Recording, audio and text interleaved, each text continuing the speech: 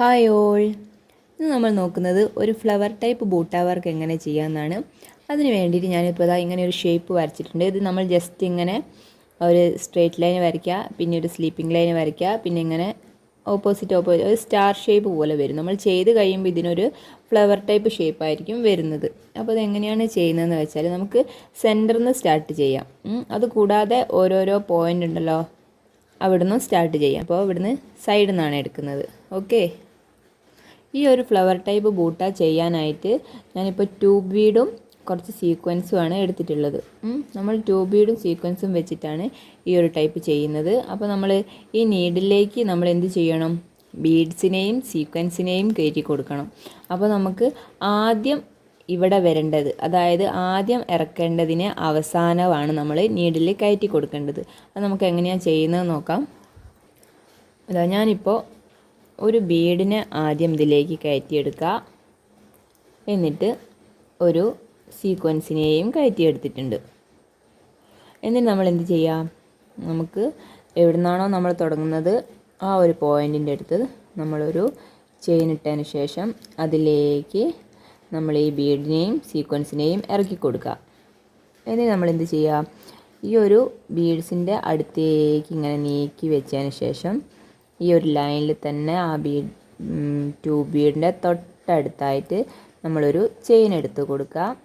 അതിൻ്റെ തൊട്ടടുത്ത് തന്നെ ഒരു ചെയിൻ ലോക്കും കൂടെ എടുത്ത് കൊടുക്കുക.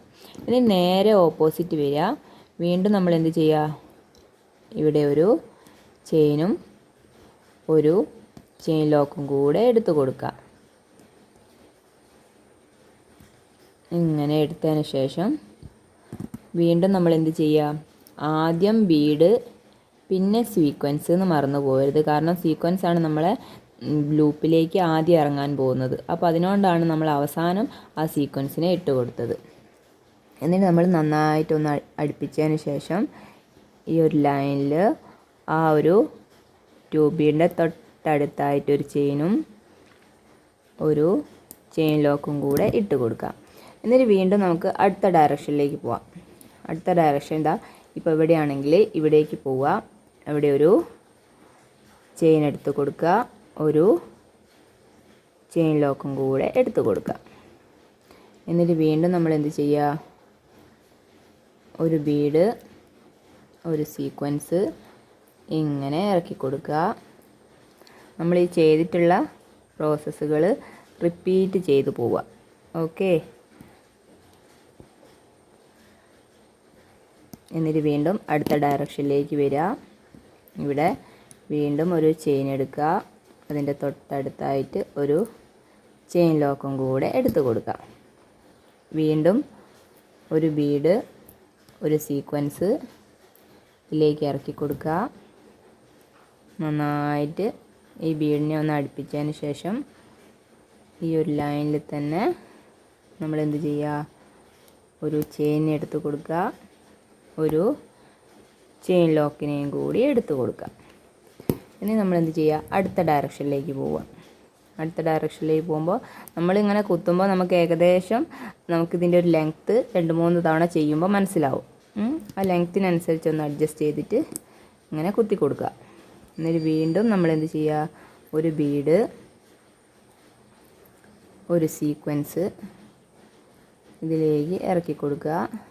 നന്നായിട്ട് അടുപ്പിച്ചതിന് ശേഷം ഈ ഒരു സെൻറ്റർ ഏരിയയിൽ വന്നിട്ട് വീണ്ടും നമ്മളൊരു ചെയിൻ എടുക്കുക, ഒരു ലോക്ക് എടുക്കുക, ഇതിൻ്റെ ഓപ്പോസിറ്റ് വരിക, ചെയിൻ ലോക്ക്. വീണ്ടും നമ്മൾ ഒരു ട്യൂബ് ബീഡ് ഒരു സീക്വൻസ് ഇതേ ഒരു പ്രോസസ്സിൽ നമ്മൾ ഈ ഒരു ഫ്ലവറിനെ കംപ്ലീറ്റ് ചെയ്തെടുക്കുക. ഓക്കെ,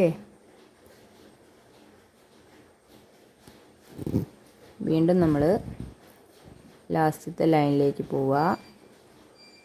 ഇവിടെ ഒരു ചെയിൻ എടുക്കുക, ഒരു ചെയിൻ ലോക്ക് എടുക്കുക,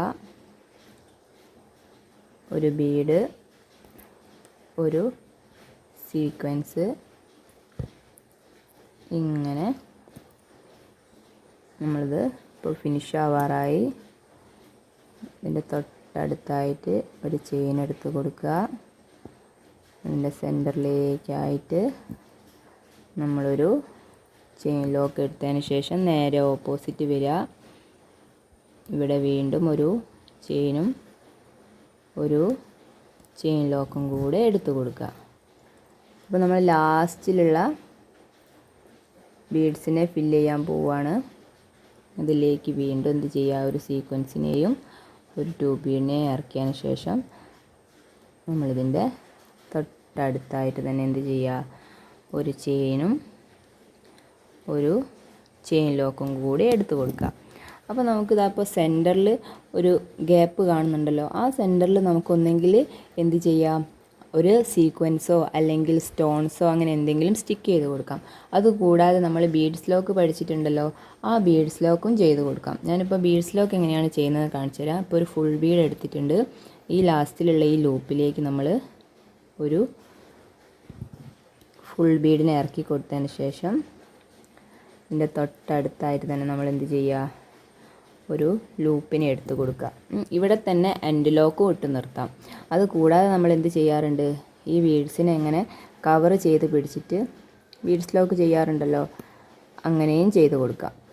അപ്പോൾ ഈ ഒരു ഫ്ലവറിൽ ഇവിടെ കറക്റ്റ് ഫില്ലായിട്ടുണ്ട്.